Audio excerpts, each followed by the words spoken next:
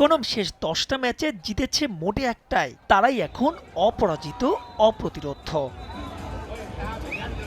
লিগের প্রতিদ্বন্দ্বিতা নিয়ে আছে প্রশ্ন উঠতে পারে দলগুলোর মান নিয়েও। তবুও ফুটবলকে সকার বলা একটা দেশে কাঁপুনি দিয়ে মেসি জ্বর। ৬ ম্যাচে ৯ গোল, অবিশ্বাস্য ধারাবাহিকতা।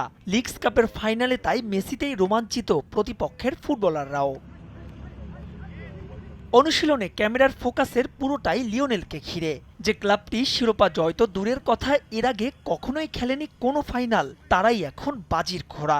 স্বপ্নের চাইতেও সুন্দর একটা যাত্রায় শেষটা রাঙানোর অপেক্ষা। তবে প্রতিপক্ষ ন্যাশভিল এসসি যদি শুধুমাত্র লিওনেলকে আটকাতেই সব পরিকল্পনা করে থাকে, তাহলে ভুলটা তারা সেখানেই করবে। জর্ডি আলবা, বুস্কেট, জোসেফ মার্টিনেজ, বেকহ্যামের এই দলটায় যেন তারার মেলা। বুড়িয়ে গেলেও একসময় ইউরোপ দাপিয়ে বেড়ানো ফুটবলাররা যে এখনো ফুরিয়ে যাননি, তার প্রমাণ তারা রাখছেন প্রতিটি ম্যাচেই। একে তো মায়ামির প্রথম শিরোপার স্বাদ, তার ওপর মেসির আকাশচুম্বী জনপ্রিয়তা, সব মিলিয়ে একটা টিকিট যেন সোনার হরিণ। সর্বনিম্ন যা বাংলাদেশি টাকায় ৫০,০০০, সর্বোচ্চ ১৩ লাখের বেশি। ভাবা যায় মেসি ইফেক্ট বলে কথা।